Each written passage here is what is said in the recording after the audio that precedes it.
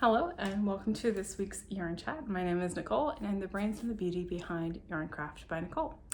This week I've got some projects I've gotten caught up on. I have one finished object and then I have something that I learned a lot this week dealing with pattern writing and releasing. Let's get started with what I'm wearing. This is the Captiva crop that I made this summer. Really wanted to make it for years now and I'm very happy with it. It is by Murphy Made Crochet and I did change a couple of things. I changed the hook size that I used and I lengthened the body and the sweaters a little bit, or the sleeves a little bit. I used a fingering weight cotton by Terrapin Fiberworks and I'm very happy with it. I was in between two sizes and I could have gone down a size, I think, because I did use a larger hook size. But I was afraid I wasn't going to have enough positive ease, but I think I would have been just fine with a smaller size. But either way, I think it looks great. I think I'm going to reach for this every summer. You can see it's got like kind of a very subtle rainbow pastel unicorn vibes. Yeah, I really like it. Big fan of this. And Terrapin Fiberworks yarn is just great. I think this is her Pima cotton base and it's just so soft. Like, I just want to put this on all the time. So let's start with finished objects. This is the Wonder Block baby blanket that I believe I kept calling the Color Block, or no, the Color Wonder baby blanket last time I showed it. But it is all done. I did make it smaller than the pattern recommended. I just went until I ran out of scraps and then made sure it was even. And I really like it. I think it's gonna be a good stroller / nap blanket. Melanie has one that's about the size, maybe a little bit bigger, that she uses when she naps, and it's great. So I think this will be a good size. I think this will be handy. And I really like the colors.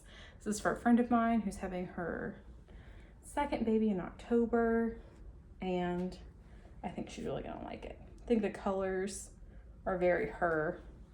And I've already started another one. I think this will become a new favorite scrappy blanket motif. Some will go to friends, some I will probably donate with Project Linus, but I really like it. It's all acrylic yarn. I've thrown it in the washer and the dryer. Knits and Knots is the one who designed this, and I believe she has kits with Lion Brand for this blanket. I really like it. I think the actual size blanket, I mean, it's pretty big. Like, this is probably the length of the short side on the, if you follow the directions. I made it as large as she suggests, but I still think this is a good size. I did add a border. There is no border in the pattern. 2 rounds of single crochet, 1 round of slip stitch, and it just finishes off nicely. I am a big fan of having things finished off in a specific way. Yeah, I really like it. And it's very, very drapey now that it has been washed and dried. Okay, so let's talk about, that's my only for real finished object. Let's talk about Steep Club. So this is the right side. This is my Steep Club blanket, that's what I'm calling it. I'm getting a monthly subscription from Terrapin Fiberworks, who is fantastic with cotton. And she is dyeing a different colorway every month. And I finally got caught up. Each of the skeins that I get a DK weight yarn. I can make 5 squares out of it, and then I'm just seaming together 1 to go with the other colors. So this one is January, February, March, April, May, June, and then this one was July. She hasn't sent out the August one yet, but it's pretty. It's like a peachy color. And I really like it. Every time that she sends out a yarn, it always looks so much prettier in person than online, which is a good problem to have. And I can never decide which square is my favorite or which yarn is my favorite. Like I love the first two, but I love the way that the squares look and the tonals. And then like the speckles of the May one are just kind of magical. Like I would love a sweater out of that. I think that would be really pretty. And then this one just felt, I don't know, kind of ethereal. And then this one is like kind of a key lime, a subtle key lime with a little bit of pink, which didn't really come through as well to me in the pictures, but like her depth of color is always going to be hard to capture on film. So I really like it. I'm really enjoying this. I think it's going to be a gorgeous blanket when I'm finished, and everything is in the Ravelry project page. Each skein I can make 5 squares from, so this will have 60 squares by the time we're done in December. And I think it'll be a good size blanket, and it's cotton. It's going to be easy to take care of. I think it's going to be great. Kind of think that, like, y'all know I love a theme. I kind of think that at the end of the blanket process, like when everything is done, I'll probably do some sort of a border, but I should take like tea party pictures with it. Like maybe even get Melody dressed up with me and we do a tea party. I think that would be fun. She'll be over a year old by the time this blanket is done, because her birthday's in December. That's wild. That is wild. Okay, so that I got caught up on, because I think the last time I showed it to you, I didn't have June or July in it. And then I had like some of May, some of the other 5 squares I had to finish doing. But caught up and very happy with that. And then I can't remember if I showed MJ's Temp blanket recently.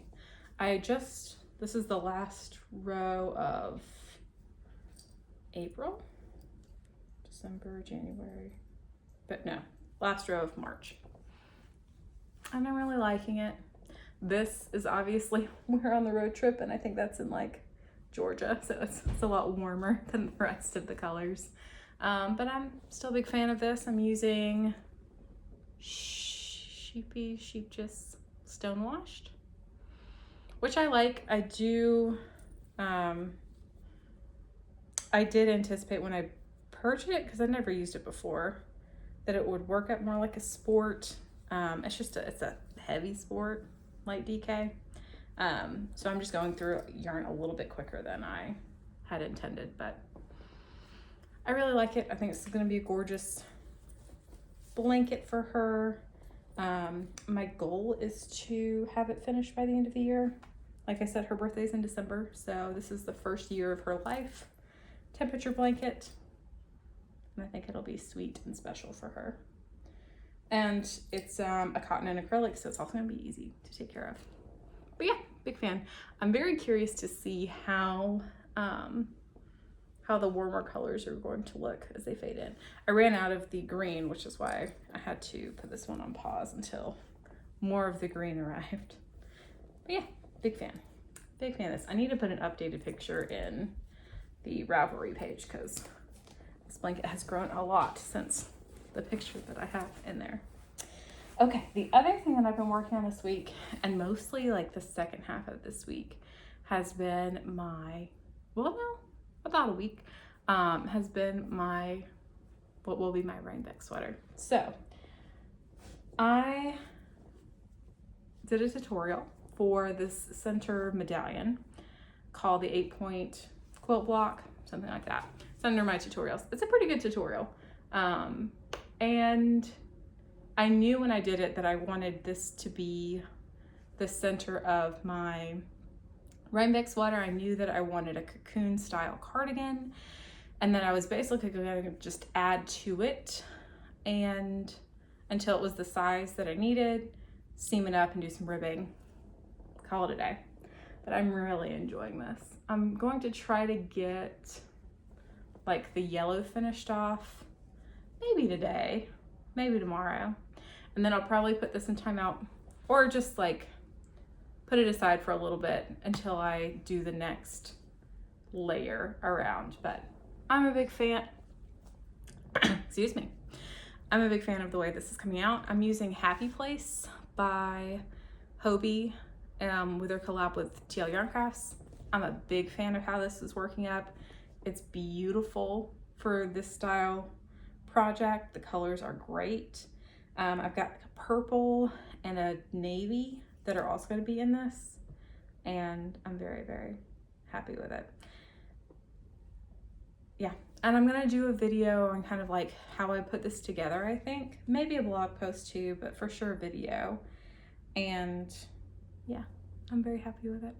I think it's great.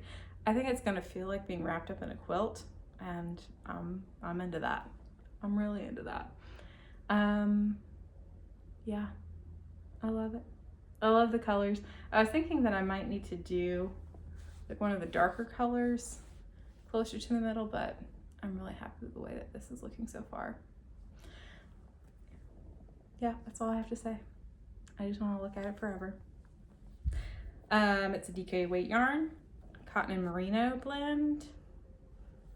And I think I have 6 colors total. I have the 3 contrast colors, this almond background color. I should have plenty to do this. When I first bought the yarn, when it first came out, I was gonna make a granny stripe cardigan, and I just didn't like the way, it looked. I thought it looked a little bit more kitschy than I was going for. And I also didn't like the shape of it. So I've been taking it out to make the squares. And because I loved the colors, like I loved my color choices. Yeah, it's so pretty and I love it. I love it forever and ever. And I think that's all that I'm really working on right this second. There's a couple of projects that are gonna be releasing soon that I'm excited to get started on. I might do another couple of garments before the end of the year, but yeah, very happy with where I am. I think I am gonna try to do a birthday sweater this year. I really wanted to do the I don't know if it's pronounced Cond or Candy by Nomad Stitches. It's a pretty, like, has an eyelet, circular yoke, crochet, fingering weight sweater. And I have this Sorella yarn that I've been saving to make it. And I think that's what I'm gonna do for my birthday sweater this year. So I might start that soon-ish. I've learned this year that things just take a lot longer than I think they're gonna take. And that's okay, just need a plan for it. Speaking of that, what I can't let go of is my life lesson for this week. So you probably remember me showing off the Minimooner Scarf. I've got it kind of draped on top of the Honeymooner Scarf. This is a DK weight project. It's a pattern that I released 2 weeks ago, something like that. It uses 50 grams of DK weight cotton. It's a little retro, it's a little cute. And it's the little sister to the Honeymooner wrap. And when I was writing this pattern, when I was working it up, I was like, this is gonna be simple because I've already done the hard work with this. I've had this pattern tested. I know that my instructions for this make sense because other people have gone through them. It's gonna have basically the same shape, just smaller.